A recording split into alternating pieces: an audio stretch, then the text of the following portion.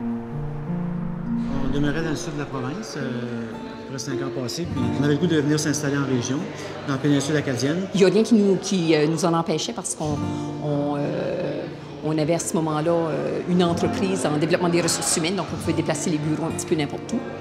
Et en s'installant ici, c'est certain que là, on a tombé en amour avec l'édifice qui, à ce moment-là, était à vendre. Quand on a commencé le resto, on avait 4 de nos enfants qui sont venus à le lancer.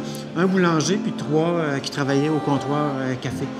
Ils avaient tous travaillé dans des cafés. Ça fait que ça a été comme pas mal intéressant de travailler avec nos enfants, puis eux avec leurs parents, pour lancer, en fin de compte, ce nouveau bébé-là ensemble. Là. C'est la salle à manger, en fin de compte, la boulangerie, le comptoir de fromage, les fromages d'ici puis d'importation. Bien sûr, les pains fabriqués chaque jour. Là. Le boulanger travaille pendant la nuit. Puis on a annexé au projet une petite épicerie fine, une petite taverne d'Alibaba, plein de petites choses à découvrir.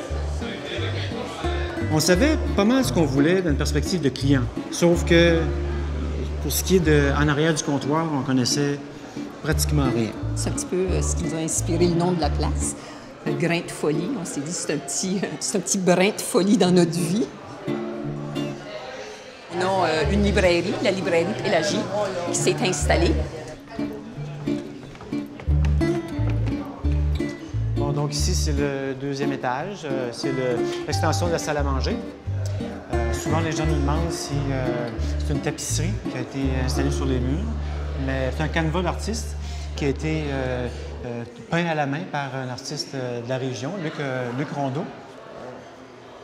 Puis ici, bien, il s'est laissé aller un petit peu avec le côté féerique parce qu'il savait qu'il allait avoir des spectacles musicaux. Donc, On a toujours eu ce désir-là aussi de contribuer au développement culturel, artistique de la communauté. Moi, puis chez Claude, partage aussi cette croyance-là, ou cette conviction-là que l'identité d'un peuple passe par la langue et la culture.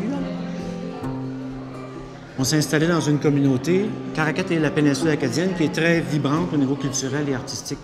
Donc, je pense que le commerce se devait de ressembler un peu à sa communauté.